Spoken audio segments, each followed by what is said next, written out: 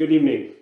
I know a lot of you are still coming in as participants in this event, but I just wanted to welcome you here. My name is Eric Jones, and I am Professor of European Studies at SAIS, but I'm also co-editor of Government and Opposition, and that second title turns out to be more important for this particular evening. Tonight, what we're going to do is celebrate one of the founders of Government and Opposition, Leonard Shapiro, and we're going to celebrate him for his contribution to the journal. But in honor of our speaker, I thought I might point out that another one of Leonard Shapiro's accomplishments was that he was the doctoral supervisor for Canada's first and so far only female prime minister, the Right Honorable Kim Campbell. And the reason that we have the annual Leonard Shapiro Lecture is not just to celebrate what Leonard Shapiro brought to Government and Opposition, but also to celebrate a tradition that Leonard Shapiro represented, which was a tradition of asking really big questions and raising really big arguments in a controversial way to bring people into a conversation about politics and to open the door for reflection on the state of the world and where it might be headed. Now, with that in mind, the speaker that we have for this evening is pretty much the perfect model of the kind of conversation, the kind of speaker we hope to bring along.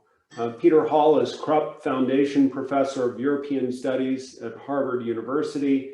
He's a fellow of the American Academy of Arts and Sciences, the Royal Society of the Arts, and the British Academy. He's won a number of prizes and honorary fellowships on top of that, but I guess the recognition of his work can never really match the substance. You see, Peter has a long history of exploring huge and hugely important questions. His first book, Governing the Economy, taught us about the embedded nature of national, political, and economic systems. His edited volume on the political power of economic ideas opened up the connections between what happens in the academy and what happens in the world of policy. And his co-edited volume on varieties of capitalism introduced us to the notion of institutional complementarities and their implications for economic performance. Now, these are huge achievements in the literature, and I've not even started on the many seminal articles he's published over the year.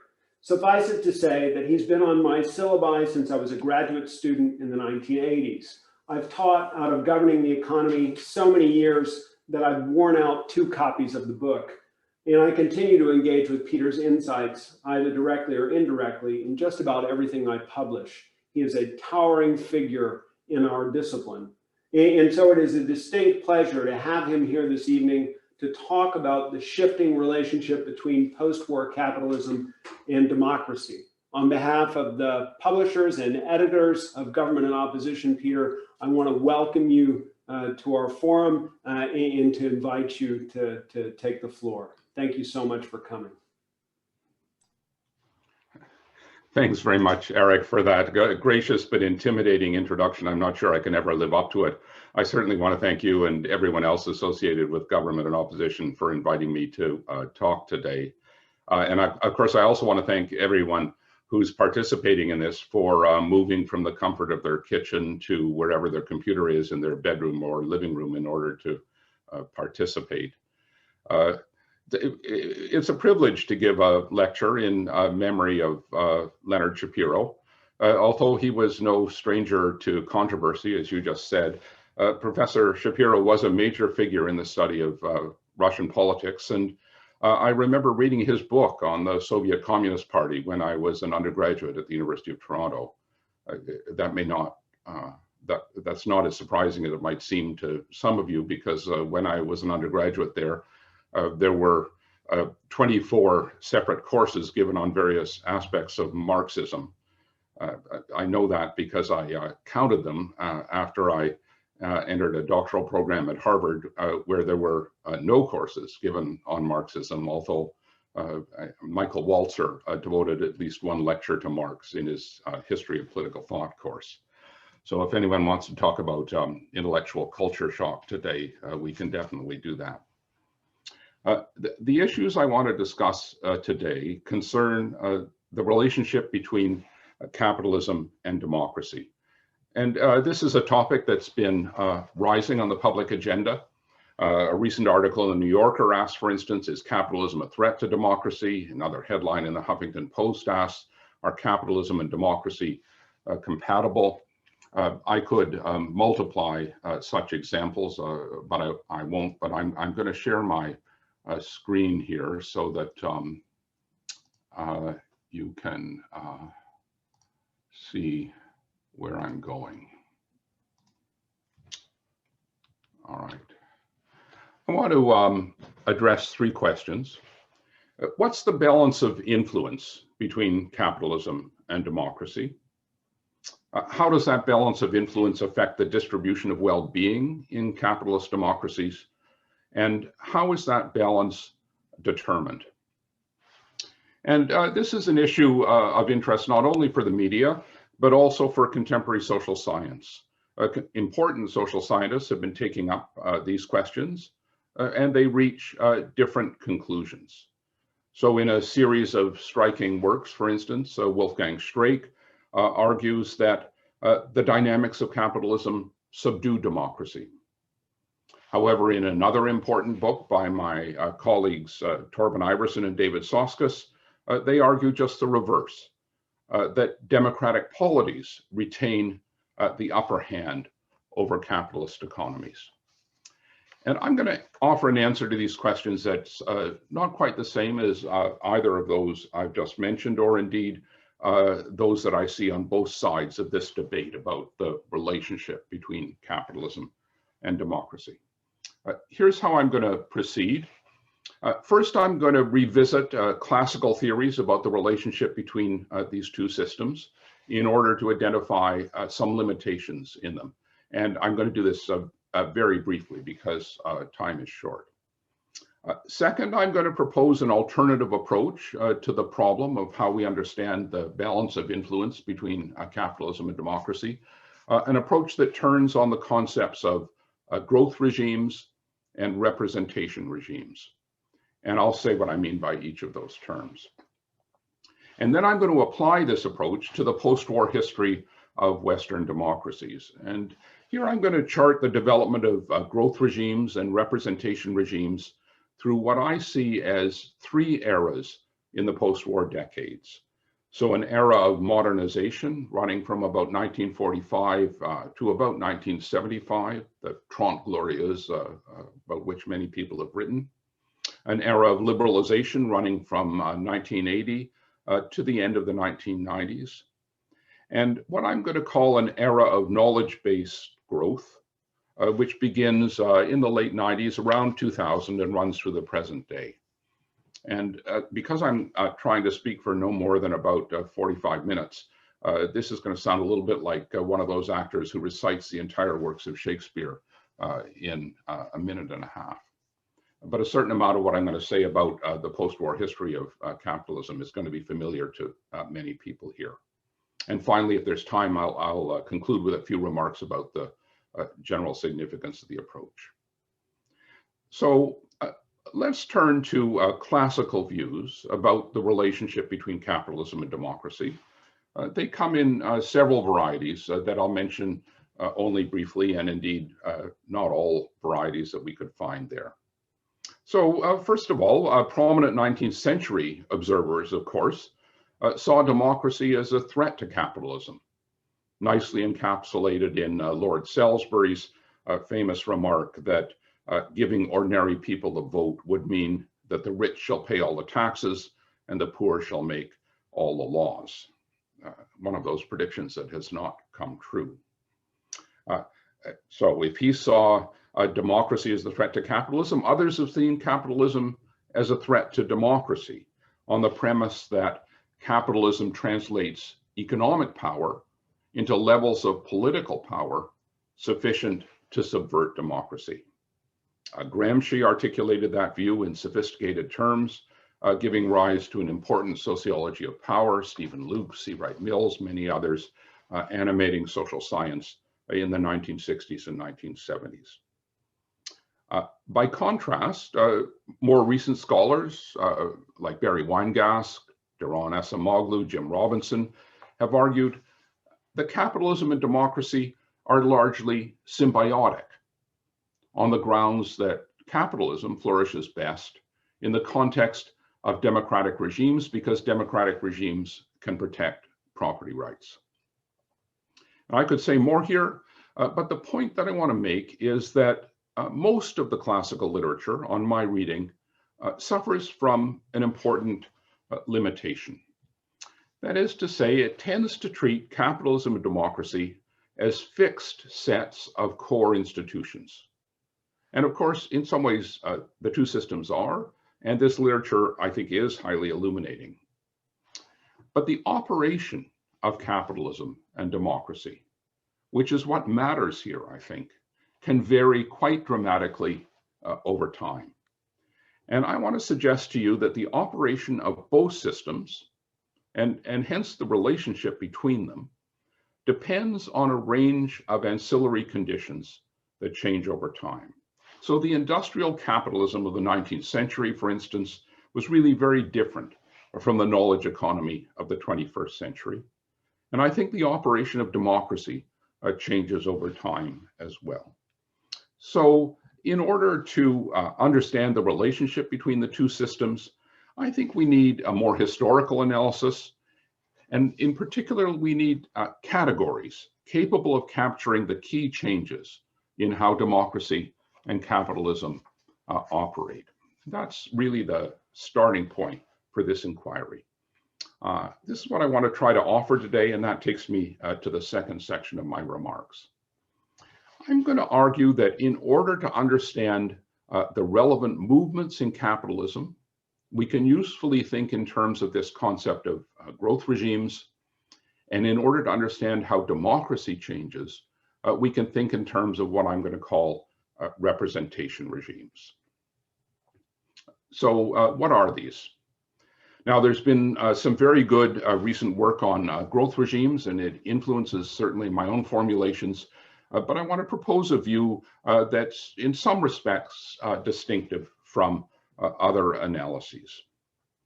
As I construe it, a growth regime refers to the ensemble of institutionalized practices central to the process whereby a country secures economic prosperity. If you want a short definition, that would be my definition. And as I see it, at the heart of such regimes are complementary sets of practices established by two core actors: the firms that superintend production in a capitalist economy, key actors often neglected in comparative political economy, and of course the governments whose policies bear on the production of commodities, services, goods in many different kinds of ways. So on this view, growth regimes change when the dominant strategies of large firms change in tandem with changes in the policy regimes that support them. But democracy also changes over time, and to capture these changes, I'm deploying the concept of representation regimes.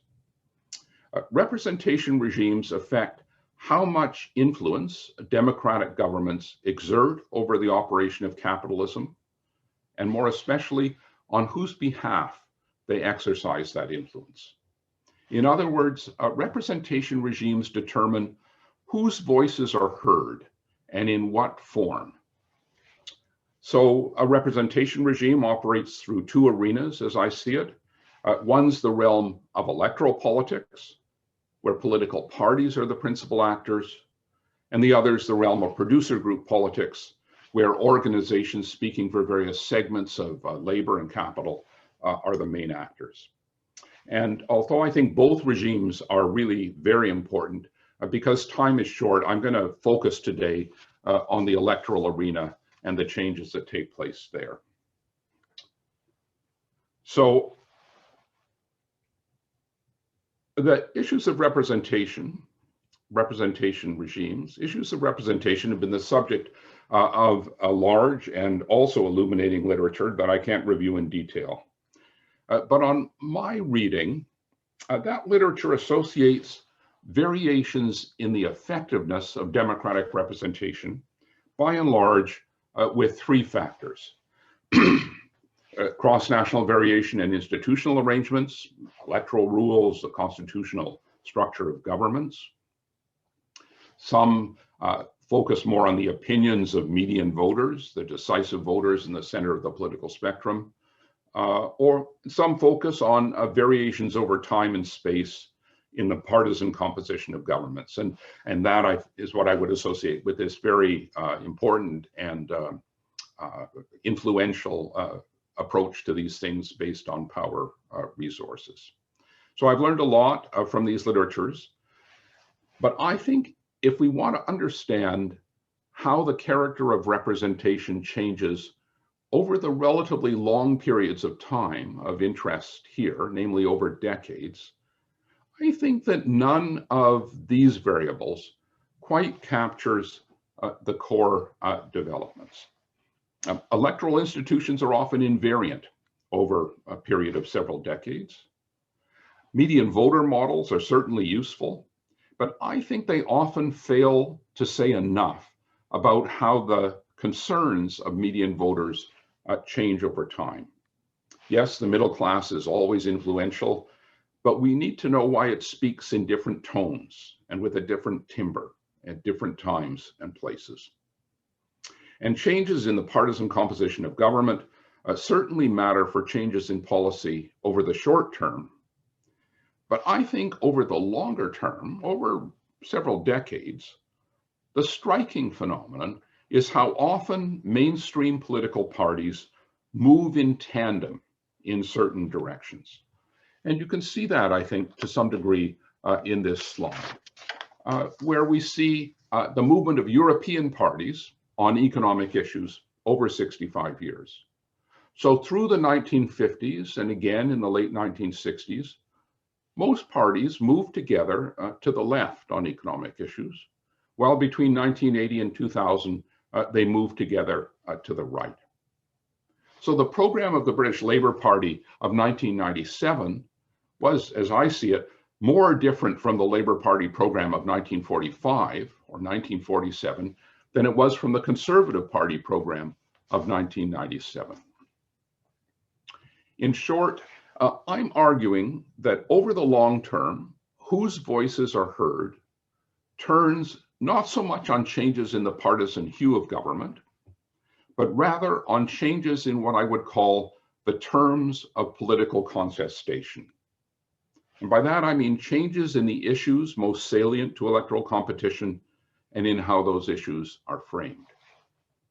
And I think given the centripetal dynamics of mainstream party competition that Green Peterson and many others have produced evidence for, I think any winning coalition is likely to address the issues at the heart of electoral competition at that particular time, even if it does so with a kind of a partisan tint.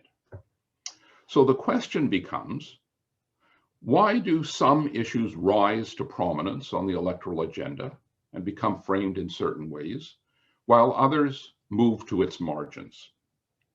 Okay, and I want to suggest that two factors are most central to that.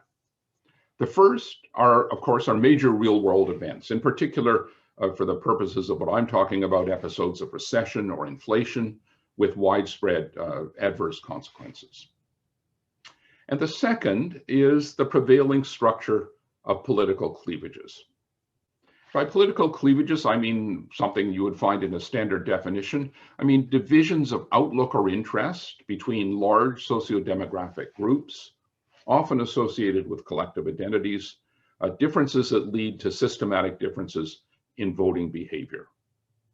The idea is that as political cleavages shift, they push new sets of issues onto the political agenda. Now, because time is short, I'm not going to say so much about the other important realm here, namely the arena of producer group politics, on which many comparative political economists have focused. For the moment, let me simply note that, as Pepper Culpepper has argued, producer group politics has especially strong influence over the details of policy. And second, as Hacker and Pearson have noted, the producer group arena is a realm of organized combat. That's their phrase, where the organization of the contending actors, especially segments of labor and capital, matters a great deal to whose voices are heard and with what force. Okay, so this takes me to the third part of my remarks, where I want to apply this analytic framework to the post-war history of the Western democracies. And I'll outline the operation of the growth regime and of the representation regime in each of the three post-war eras that I've mentioned. I'll do that very briefly. And I'll do it with a view to showing how the balance of influence between capitalism and democracy has shifted over the past 80 years. So let's begin with the era of modernization, running from about 1945 to about 1975. And excuse me, let's think first about its growth regime. So at the heart of a growth regime, as I see it, are the strategies of large firms. And I think there were three distinctive features to the strategies of large firms in this area, something that quite a number of scholars, the French Regulation School and others have written about. So as Robert Boyer and others have observed, the first of these was the prominence of Fordist approaches to manufacturing, which deploys semi-skilled labor on assembly lines to turn out large volumes of standardized commodities. As late as 1960, 40% of value added in many of the developed economies actually was still produced in manufacturing. The second feature of firm strategy in this area that I've looked at quite closely is a widespread quest for economies of scale, on the premise that bigger is better, that the competitiveness of a firm depends on its scale. And in line with that premise, we also see, certainly in the 1960s, late 1950s and 1960s, that firms begin to form ever larger and in some cases diversified conglomerates. And then the third prominent feature of firm strategy in these years that several people have written about is an emphasis on the firm's responsibilities to its employees and in many cases also to the surrounding community. So there was a certain orientation, a notion of what the firm was and what it was responsible for that was prominent in the 1950s and 60s. And as Barry Eichengreen and others have argued during this era, a number of public policies supportive of these firm strategies served to consolidate this growth regime. So without going into detail here, the point that I want to emphasize is the extent to which the policies of this era were interventionist on the one hand and redistributive on the other. And although they came in various forms, most Western governments adopted activist policies of economic planning or industrial support, sometimes backed up by extensive nationalization of enterprise. And of course, these were years, as we all know, in which the groundwork was laid for a redistributive welfare state. So although high rates of economic growth were also, of course, important to the outcomes in this period, the broad effect of many of these policies was not only to support the growth regime, but also to yield a more egalitarian set of social outcomes, on which this famous chart by Piketty and Saez and many other indicators would suggest. Now, the question is, what explains the interventionist and redistributive character of policy in these decades? And I think the answer lies in the terms of political contestation at the heart of this particular representation regime. So the key feature of that regime was how heavily issues of economic rejuvenation and more particularly economic justice dominated the electoral arena and also contestation in producer group politics, to such an extent that parties of the center right as well as the center left couldn't ignore them. And as this slide indicates, the economic platforms of most mainstream parties converged to the left in these years. So why did issues of economic justice dominate the terms of contestation in this representation regime? Well, as I've suggested, I think two factors played a crucial role. The first was a popular reaction against the economic deprivation, high unemployment of the interwar years, and indeed the laissez-faire policies associated with that deprivation.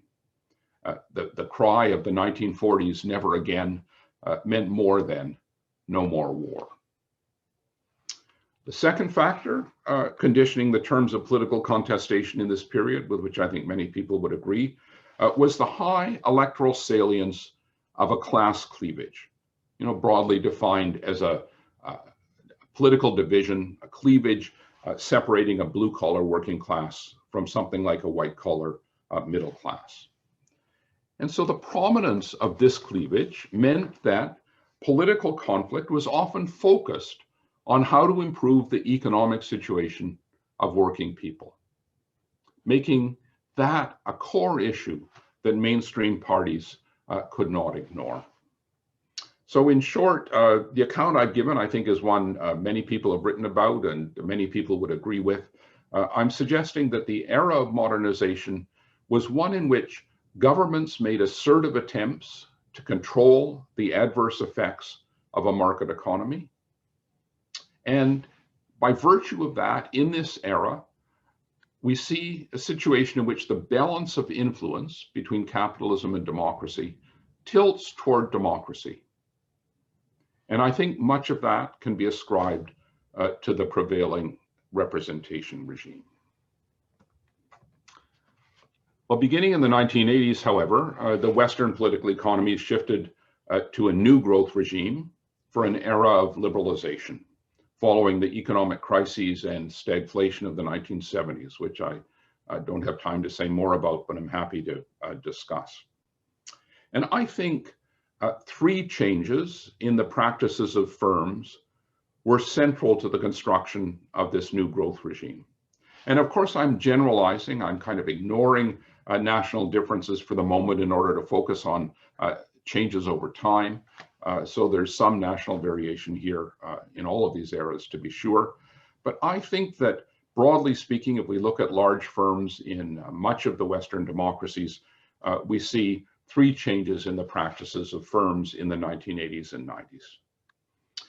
The first was a reorientation in overall firm strategy away from steady growth toward the provision of value to shareholders. So a shift in the sense of where the responsibilities of the firm lay, no longer so much to employees or the community or stakeholders, as one would say, but rather the responsibilities lay where the responsibilities of the firm were to shareholders and to provide value to shareholders.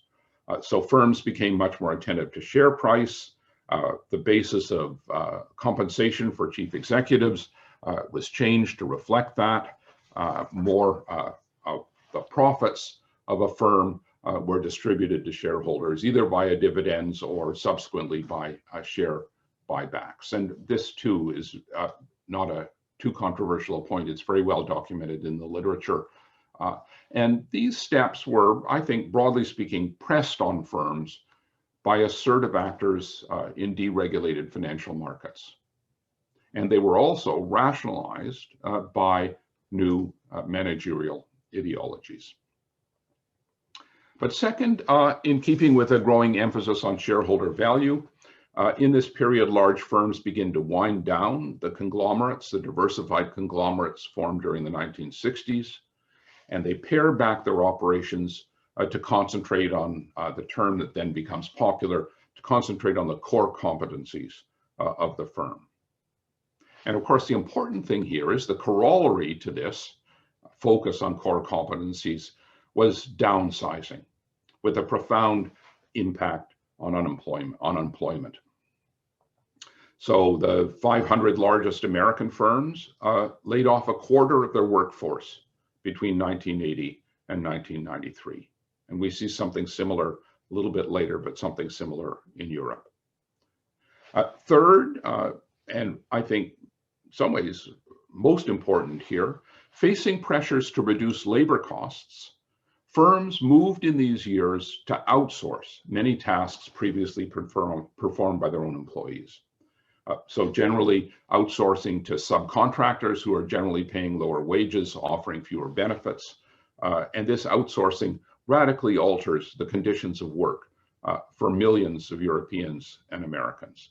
So by 1989, 3/4 of American firms are outsourcing tasks once performed in-house. Excuse me. And of course, the other feature of this growth regime was a set of public policies supportive of these changes in firm strategy.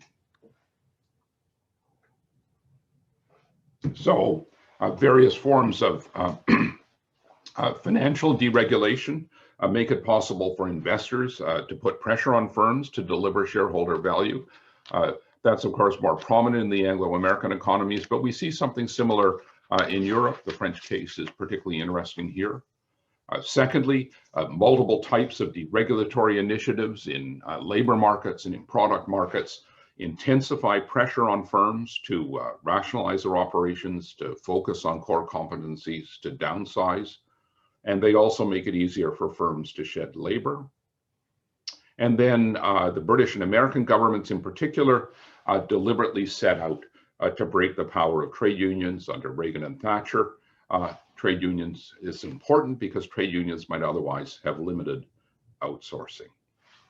And of course, these shifts in firm strategy and public policy have many adverse consequences for labor. I could show you 20 slides documenting them. I've simply reverted back to the Piketty and Saez slide here, and you can see what happens to income equality in the 1980s and 90s. Levels of job inequality, levels of wage inequality increase, and job security declines. And many workers are pushed into low-wage secondary labor markets.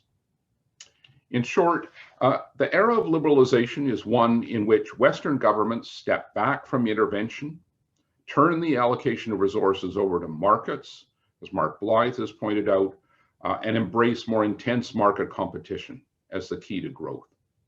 So the balance of influence between capitalism and democracy shifts back towards capitalism in the 1980s and 1990s, as democratic governments do much less to offset the adverse consequences of the operation of capitalism. So how do we explain why democratic governments embraced this new growth regime? Well, some accounts explain this shift as a response to something like the functional requisites of capitalism. These accounts often cite the prescient 1943 article by Mikhail Kaleshky, who predicted this shift, and he had good reasons for doing so. But I think there are problems with this type of functional analysis. In my view, these shifts in policy and the corresponding distributive effects that follow from them are better seen as a reflection of key changes in the representation regime. And once again, we can trace those changes to the two types of developments that I've mentioned.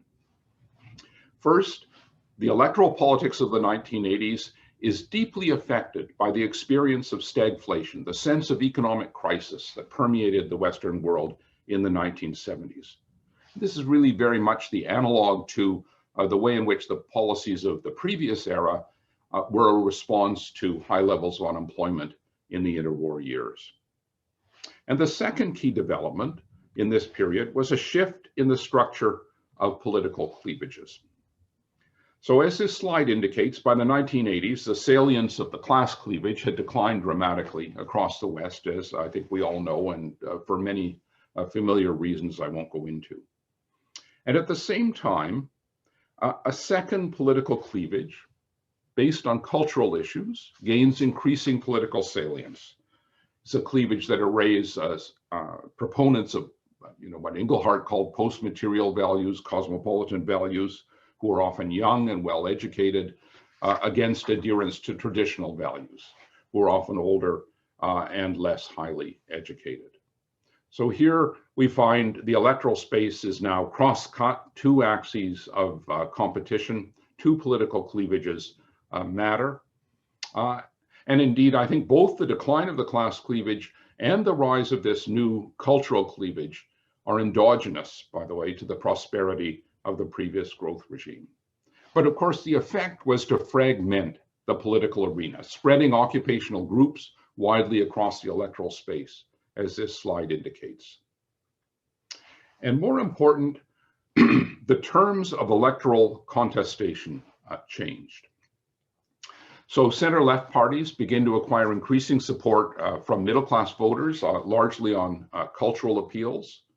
And by the 1990s, as Gingrich and Heuserman show here, European left parties are drawing a majority of their votes from the middle class. So these parties no longer see themselves as, or no longer see advantages, at least, in presenting themselves mainly as parties of working class defense, as many had in the 1950s and early 60s. And these parties face incentives to become more supportive of market-oriented policies because many of their middle-class constituents benefit from those policies. So the platforms of center-left and center-right parties, but especially center-left parties, begin to converge toward the right. Moreover, as the economic platforms of mainstream parties converged, in order to offer something distinctive to voters, parties have to say they're distinctive in some way. Both center-right and center-left parties face incentives to put more emphasis on cultural issues. And as this chart shows, that's what they do. And I think the result was a self-reinforcing dynamic, since these moves increase the electoral salience of cultural issues, and they further erode the political salience of the class cleavage. In sum, the fragmented electoral space of the 1980s and 90s is one in which the terms of electoral contestation change, such that the voice of the working class is no longer as loud as it once had been. And electoral competition no longer revolves around issues of economic justice. Instead, governments of both the center-left and center-right face what we might think of as a permissive electoral environment, one in which they could become more responsive to the pressures they're feeling from business on the one hand, and indeed changing economic ideas on the other, to press for more market-oriented policies. So in effect, this is also a period in which the balance of influence over policy shifts from the electoral arena to the realm of producer group politics. And of course, that's a realm where business interests are always especially influential. And it's also a realm where by the 1980s, because trade unions had become so weak, business was especially influential. Okay. Now, some people think that we're still in the era of liberalization, and I think it's true that obviously many of the policies adopted in that era remain in place. But the terms of my analysis suggest that around the turn of the century, around 2000, the growth regime shifted again toward one that we can associate with what I'm going to call an era of knowledge-based growth. And I take this view because beginning in the late 1990s, we see three changes to firm strategy. Firm strategies are central to my concept of growth regimes. So I see three changes in firm strategies important enough to signal the inception of a new growth regime. The first was the intensive application of new information and communication technology to production and also to sales.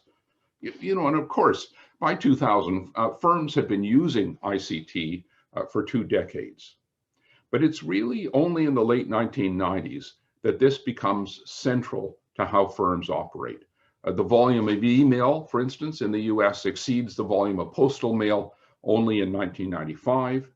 And it's really, I think, only in the early 2000s that the competitive advantage of many firms comes to depend increasingly on how effectively they deploy the new technology.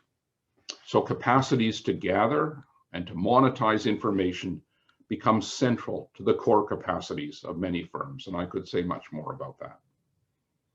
The second key movement in firm strategy in this period is a shift away from investment in physical assets toward investment in intangible assets, assets like investment in patenting, trademarking, marketing, research, corporate reorganization.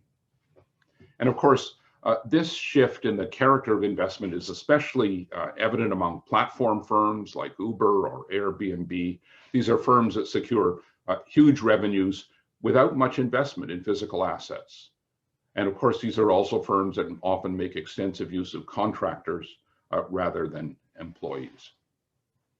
And then the third key shift in firm strategy that I think is really distinctive in the 2000s was a widespread movement of production into global value chains. That is to say, chains in which the components of many products are made in many places.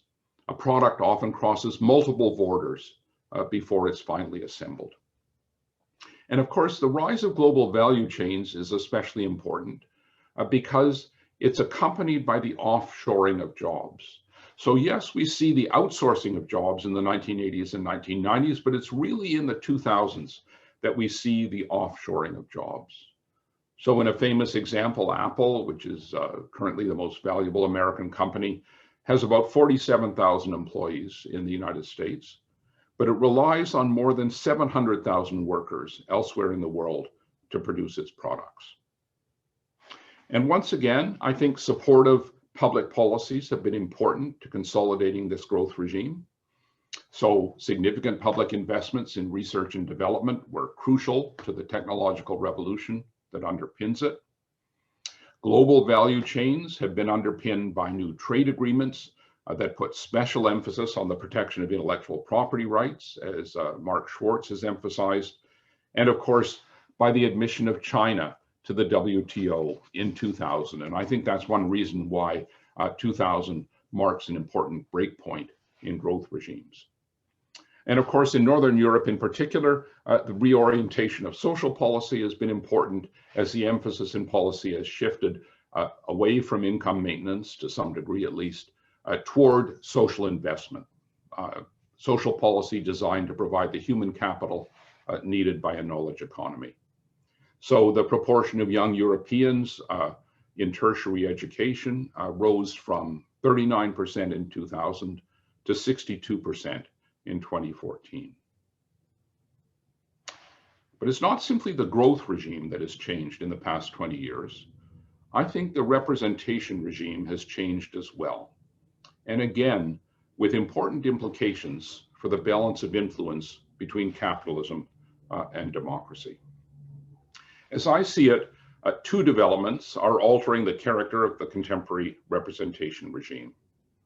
The first is a backlash against the increases in income inequality, and not just that, but employment precarity, as Albenia Asmanova has emphasized during the past 3 decades. In other words, this reaction against rising economic inequality, rising precarity, is the contemporary analog, as I see it, of a reactions against the economic deprivation of the interwar years and then the stagflation of the 1970s. And the second important development is the growing political salience of a new cleavage. And of course, in this case, that's a cleavage, as I see it, between people who feel empowered by the cultural and economic developments of this era, and those who feel left behind by those developments. The factor most likely to place people on one side or another of this cleavage, as Celia Heusermann, Hans-Peter Kruse, and others have argued, Gary Marx, Lisbeth Hug, the factor most likely to place people on either side of this cleavage is their level of education, particularly tertiary education, because in this new knowledge economy, tertiary education is the key to a good job. And of course, tertiary education also tends to impart cosmopolitan cultural outlooks. And the most prominent expression of this new cleavage, of course, has been rising support for politicians mounting right populist appeals, Donald Trump, Marine Le Pen, Matteo Salvini, the list could go on. In many European countries, populist right parties or causes command the support of close to 20% of the electorate, and of course, in some places, more than that. And so in the context of this analysis, I think the significance of these two developments, the backlash against rising inequality, the appearance of a new cleavage, the significance of these developments for the representation regime lies in how they are changing the terms of political contestation. So they're pushing issues of immigration up towards the top of the political agenda, and they're putting issues of economic inequality high on that agenda again. And I think as mainstream parties of the center left and center right come to see rising support for the populist right as the principal threat to their own electoral success, those mainstream parties are moving to address these issues. So in some cases, that means mainstream parties have begun to adopt stiffer stances towards immigrants. This is evident on the center left in Denmark. It's evident on the center right in France and Austria and several other countries. But this shift in the terms of political contestation is also beginning, as I see it, to influence the economic agendas of mainstream parties. And I think in terms that may presage important shifts in economic policy. So after decades of moving jurisdiction over the allocation of resources towards markets, away from states towards markets, growing numbers of parties are beginning to support more assertive state intervention in one form or another. I mean, one manifestation is growing enthusiasm for Green New Deals, typically seen as kind of a cleavage bridging programs that can bring together middle-class proponents of environmental protection with workers seeking jobs. The American Democratic Party, the British Conservative Party, as well as some others, are proposing large new programs to build infrastructure. Again, I think with working class votes in mind. As you know, the members of the European Union have agreed for the first time to issue joint Eurobonds to fund an investment program to revive the post-pandemic economy. But I think that that too is an important watershed. Even the German Christian Democrats are showing a certain new tolerance for deficit spending.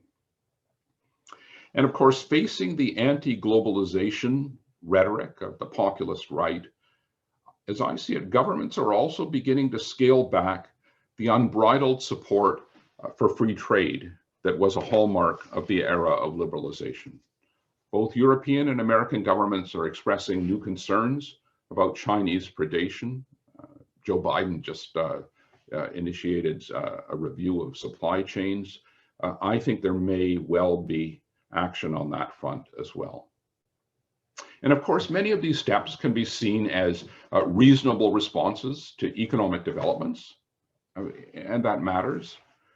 But governments, democratic governments, operate amidst perpetual ambiguity about what is reasonable.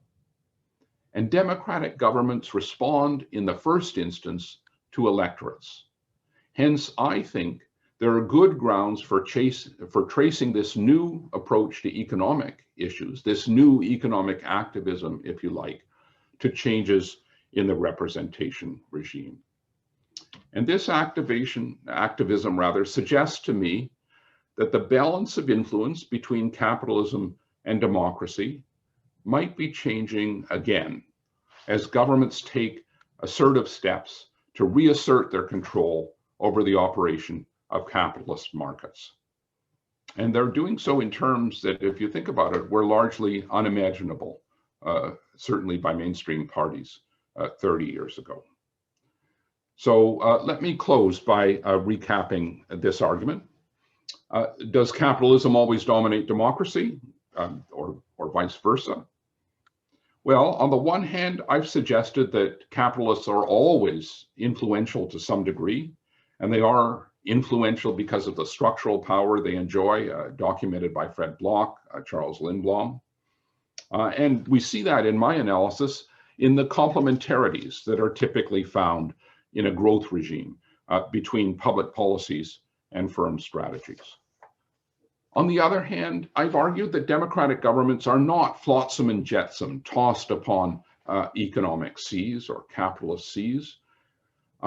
Democratic governments are capable of imposing serious constraints on the operation of capitalism.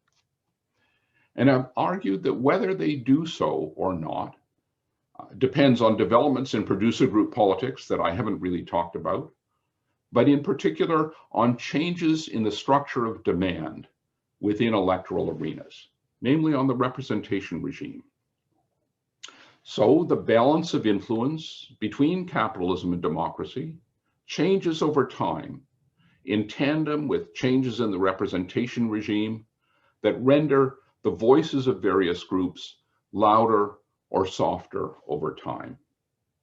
And I've suggested that these changes in the representation regime are responses to the galvanizing force of negative economic events and also to changes in the structure of political cleavages. And so with this analysis, I'm trying to move beyond two alternative views. One maintains that capitalists always dominate democratic governments. The other suggests that democratic governments always retain the upper hand over capitalism. Instead, I see the problem of taming the restless spirit of capitalism as something like a Sisyphean task, one in which the balance of influence between capitalism and democracy moves over time. And I've tried to suggest why and how it might do so. Thanks very much for your attention.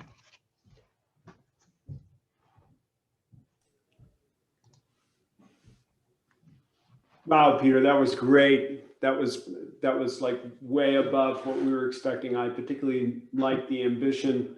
I realize. I know your expectations were low, Eric. I mean, what can you say about that? I realize for many people in the audience that you have questions. I would invite you to pose your questions, please, in the Q&A box.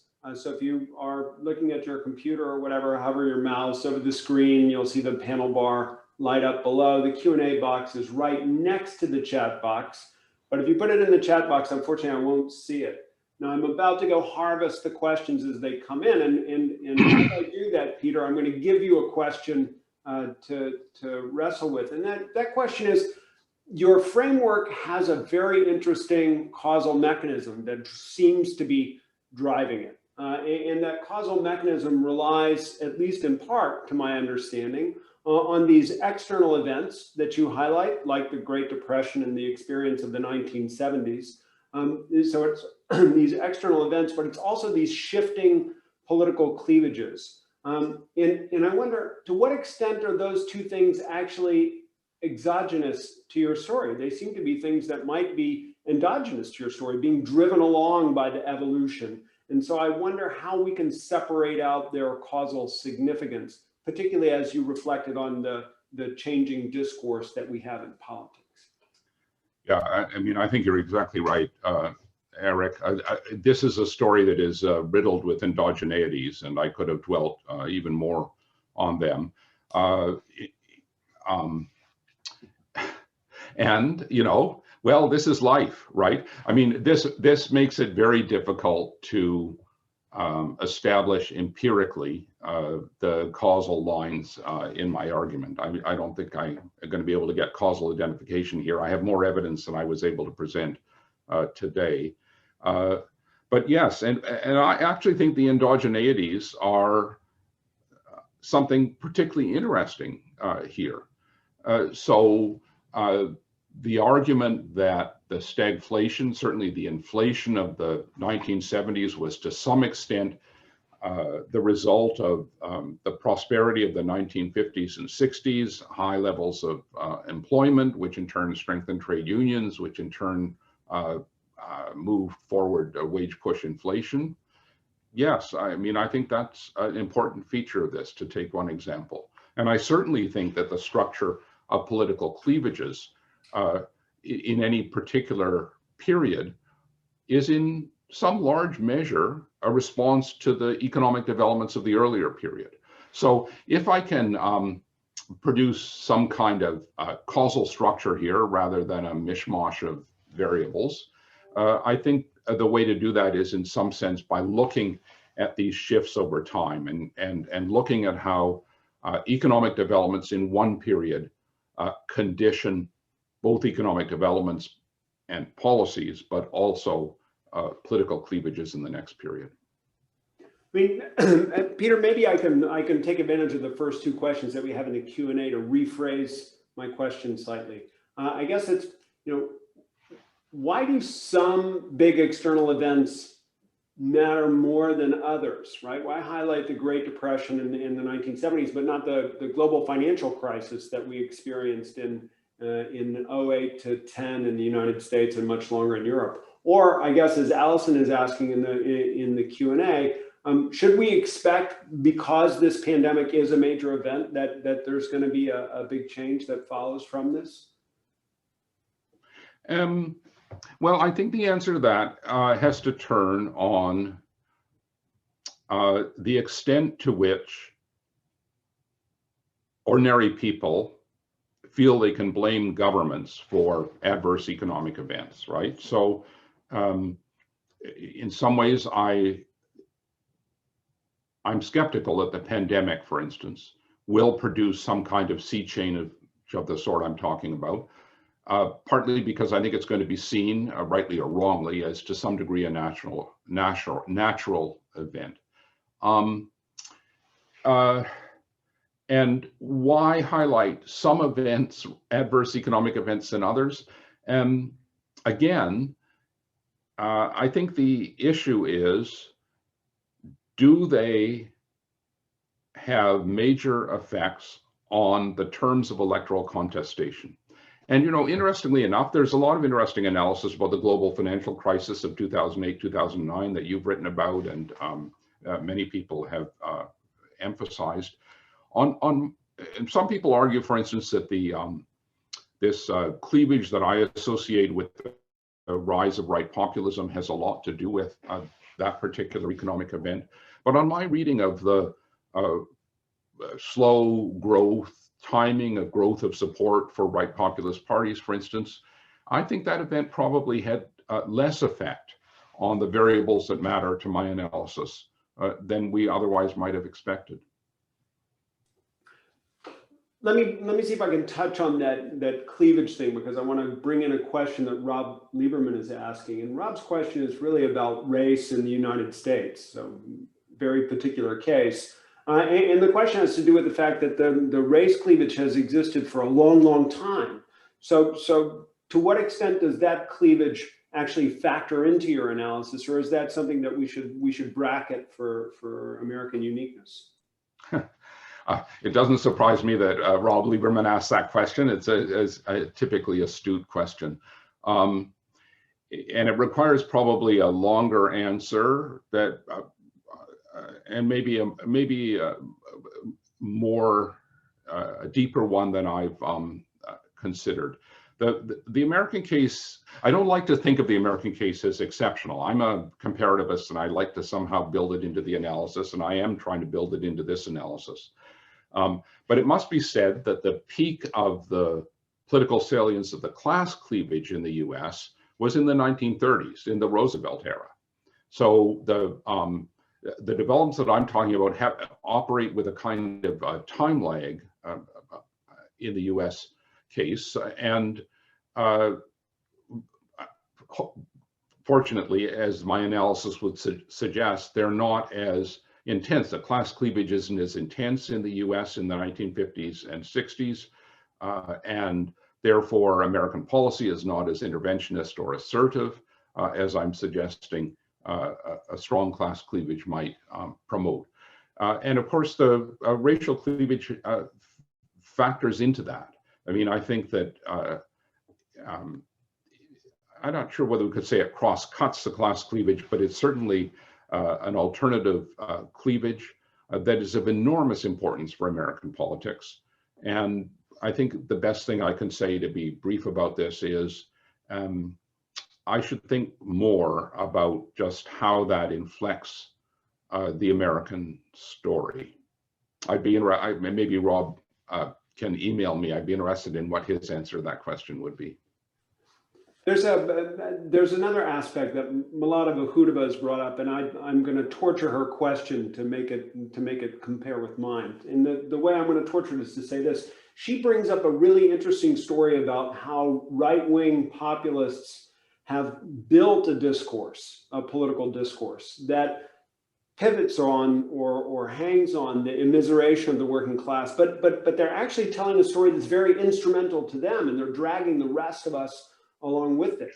And I guess the question that I would ask out of Malata's very interesting comment in this is to what extent are we being too optimistic? If these guys are able to manipulate the political discourse in this way, doesn't that pull the whole balance between capitalism and democracy in an orthogonal direction, away from the kind of pivot that you describe in your narrative? Yeah, I hope I can understand the question properly. So I don't think that, and this may be at the heart of what Malata is asking, or at least commenting on. So I'm not suggesting that this new cleavage, which some call an integration cleavage, I'm not quite sure what to call it myself. I don't think it's the contemporary equivalent of the class cleavage. For partly for the reasons that you just alluded to, and that presumably Malata is also referencing, right? This is, we know that right populist appeals are based very heavily on cultural issues. We know that anti-immigration is central to the appeals of most of those parties. There's a way in which, yes, it transmogrifies the representations of the interest of the working class, if you want to call it that, to be sure. And partly for that reason, I don't think that it's exactly a class cleavage. I think there's another reason why I don't think it's a class cleavage, is because people at the bottom of the social ladder tend not to vote for those parties. It's usually people a few rungs up the social ladder that are more likely to be supportive of populist right politicians. And so this is not a class cleavage. Do politicians manipulate the ideas of the electorate? Absolutely they do. That's the name of the game, or they try to, right? They don't always succeed. Electoral politics is a very creative process, but just as you're sculpting Michelangelo, some angel in marble, well, so you have to have some raw material to work with. And I think that these economic developments, these social and economic developments, have a big impact on what kind of raw material you have to work with. I hope that gets at the heart of your question. My implicit reference to Disraeli in 1867 should also be evident. I have a couple of requests for clarification. One is from Davide Tabarelli, and it's more normative. I mean, his question is, do we think that green movements and ecological movements actually have a point when they criticize capitalism and try to contain inequalities or hope to split big US companies? Is there like a real force to their argument, or is this just something that's floating freely? Oh, no. I mean, that's an easy one to answer. Yes, I think there is enormous force to their argument. Yes, yes. And similarly, Harvey Rishikoff has a question about China. And his question is, do you think that, following your comment about China entering the WTO in 2000, do you think that the rise of China is going to lead Western powers to do more industrial policies domestically? And if so, what is that going to have as an impact on the winners and losers, both within those countries and in the North-South relationship more broadly? Yeah. Yogi Berra and Niels Bohr both apparently famously said predictions are hard to make, especially about the future. And I certainly feel that way here. So I don't know. The short answer is I don't know. But my inclinations are, and the thrust of what I've been suggesting today are yes. I mean, I think that Western democracies increasingly see China as an economic threat. And I think they are moving already and will continue to move to respond to that. Now, the thing that complicates this, though, from the point of view of my analysis, is that democratic governments may well see China as a threat, but a lot of capitalist firms see China as an opportunity, right? So I think we're going to see an intense contest, if you like, a debate, and more than a debate, between policymakers who want, in one way or another, to rein in imports from China in this country, for instance, and firms who want to ensure that China, the world's largest market, remains totally open and available to them. So I think we're in for a contest which again will evoke the tensions between capitalism and democracy. I'm not quite sure how that is going to work out myself. I think I'd have to place my bets with the capitalists, but we'll see. Got a quick question from Amy Verdun about the notion of democracy that you use. And her question actually is kind of interesting. It's when you define democracy or when you operationalize democracy, do you use the same operationalization in all three periods, or does democracy itself somehow subtly change along the way? Yeah, that's a nice question. I'm deeply impressed with all these friends and distinguished scholars who are actually apparently not only listening but asking questions. The concept of democracy that I'm using, which perhaps could be a little clearer than I made it, is, I think, consistent across the three periods. And so I'm especially interested in the balance of influence between democratic governments and capitalist firms. And I see democratic governments as having more influence when they're able to impose constraints, or alternatively to intervene more positively in the operation of firms. And while I'm not claiming that this is a definition of democracy for all times and places, that's how I understand the situation in which democratic governments move to acquire more influence in this balance between the two systems, right?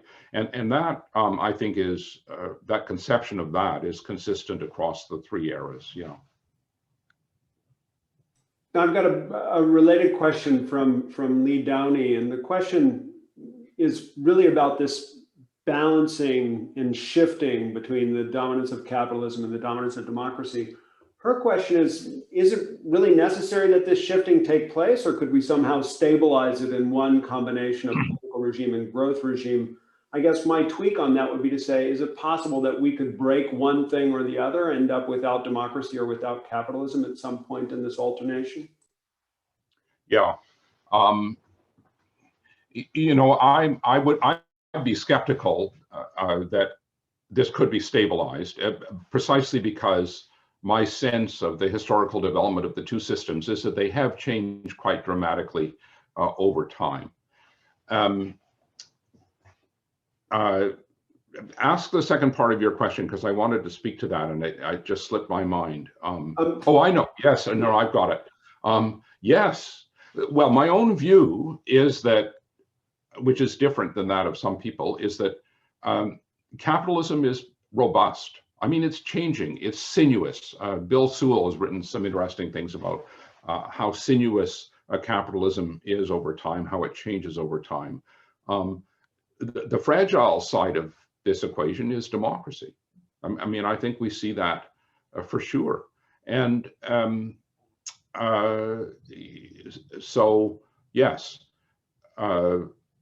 Now, the fragility of democracy, it seems to me, doesn't turn entirely on the influence of capitalism. I mean, I think, for instance, Iverson and Soskis are right when they suggest, and so are Acemoglu and Robinson, right, to suggest there is a certain symbiosis between the two. There's a way in which the disciplining force of democratic governments can be very useful for capitalism.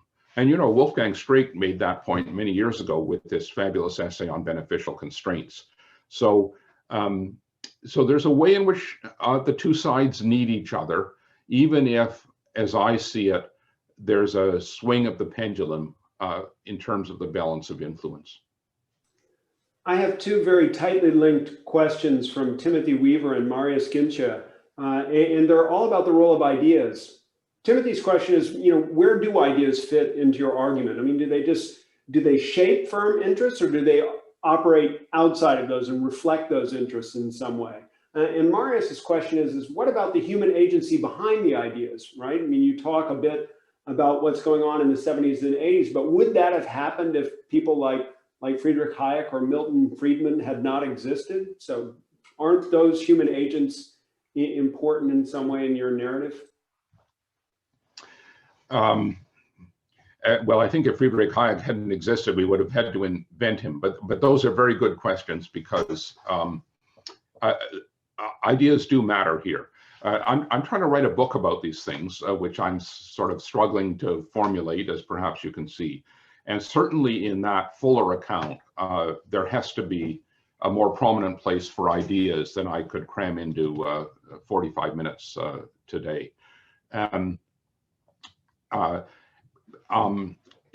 What's the short way to put that?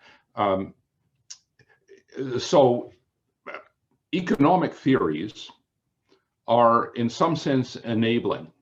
I don't think they're strictly determining, because I think at any one point in time, there's more than one theory that has a certain amount of currency among economic experts. And so a good deal depends on whether the political figures responding to electoral pressures see one set of ideas as more politically appealing than another.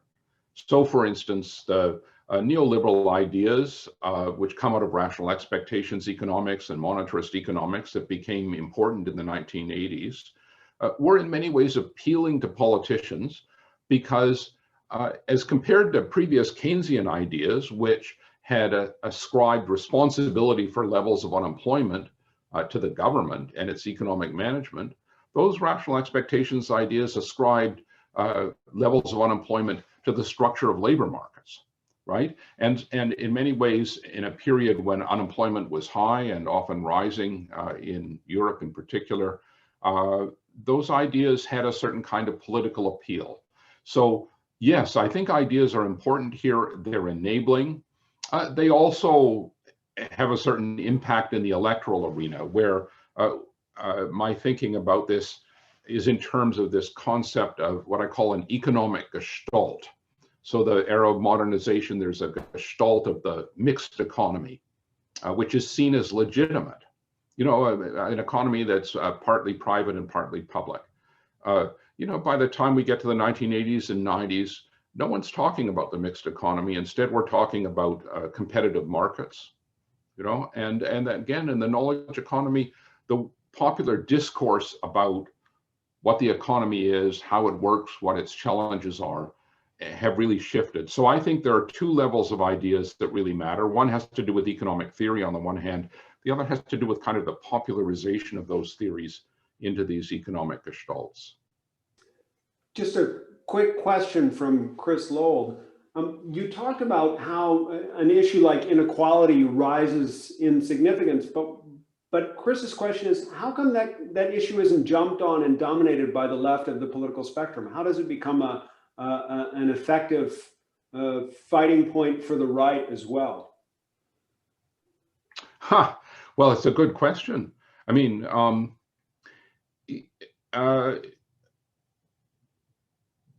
it of course is. I mean, if we're talking about the contemporary period, which I assume we are, well, it is of course an issue that is brought up by the left, right?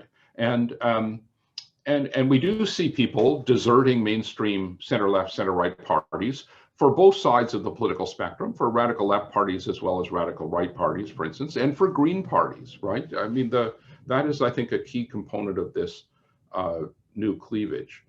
So the question has to be, well, why is the radical right making more headway in many places than the radical left?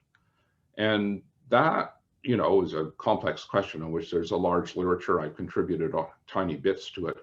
And I guess I think it's partly because of the prominent, to go back to the argument I made today, partly turns on the prominence of cultural issues in electoral competition today.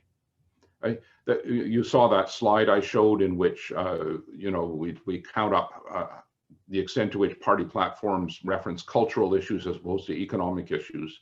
And although economic issues are still referenced at a fairly high level, cultural issues have caught up if we look at European parties, for instance. Well, I think that the radical right, the populist right, has a cultural story to tell, a story of cultural threat that in some ways resonates particularly effectively today. And it'd be a longer story to talk about why that is, but I hope that speaks to the question to some degree. Absolutely. I've got a question that I've actually had posed by two different people in the audience. One is Thomas Strides and the other is Mark. You've frozen on me, Eric. Oh no. Am I back yet? You froze. Yeah, you're back. Okay. I have a question that's been posed both by Thomas Strides and by Mark Koplovich. And the question is really, given the alternations that you have between capitalism and democracy and the way that progression has taken place over the last three periods, what does this mean for international cooperation, right? I mean, the extent to which these stresses and strains might force countries to misalign in an international way. Well, that's exactly the kind of question that Mark Koplovich should write an article about. And I'm sure it would be far better than anything that I could say in response to it. I mean, I will connect this to an earlier question and reference the work of Cornelia Wohl, which I think is quite pertinent here. This was a question about ideas. And I think Cornelia has shown that in many contexts, and particularly the context of international negotiations, firms don't necessarily come to those negotiations with an absolutely clear sense of their own interests and simply try to get those interests. Rather, their interpretation of their own interests is influenced by the character of the negotiations and by the positions that states take in them. And I think, you know, we're going to see a dynamic of that sort, going back to Harvey Rishikov's question, with regard to this very pressing issue of how are the Western democracies going to deal with China. You know, they have to decide, well, what's in our, governments have to decide what's in our national interest. Firms are certainly trying to figure out what's in the interest of our firm. And we're going to see, I think, a mammoth set of political conflicts, some behind the scenes, some out in public, about precisely how to resolve those issues. I mean, that probably doesn't answer the question you just asked, but it speaks vaguely to it. It gestures vaguely towards it. Matthias Mateus has asked a question that I know we're all going to get asked when we try to present your argument in the classroom, Peter. And that is, when you talk about growth regimes, how do those growth regimes connect to the varieties of capitalism that our students keep interrogating us about? Yeah. Well, that is another piece of this book I'm trying to write that I haven't yet talked about. So in what I said today, I'm trying to emphasize similar changes across nations over time.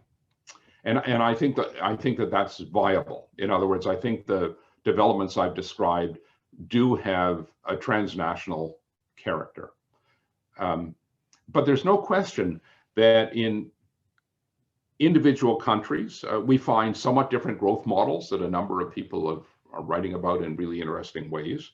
And out of those, some of them connecting to varieties of capitalism, I think what we ultimately see as with this movement over time is what you might call national trajectories, or at least distinctive trajectories across different types of capitalism.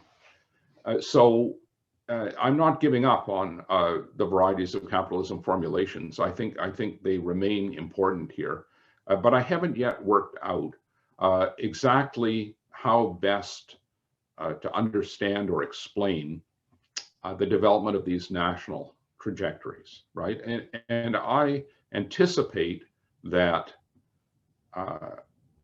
the existing literature, both on varieties of capitalism and on types of welfare states, going to Esping Anderson and others, is going to play a role in how we should understand those trajectories. But I'm not there yet.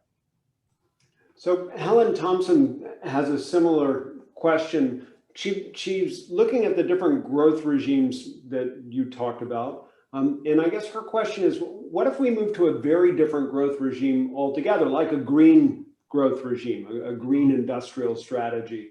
If we were to do that, could we really explain that by the changes in the representation regime, or would that be requiring a lot more causal mechanisms to come in and help us to understand why we're transforming the way we do so much of our economy in order to protect the environment? Yeah, no, that's a great question. You see what the simple, my simple-minded answer would be. There are really two parts to my answer. So when we're talking about a shift in firm strategy, plus a shift in public policy, tantamount to the creation of a new growth regime, I think we need to recognize what I wasn't able to elaborate on today, which is that those movements are to some extent responses to economic developments.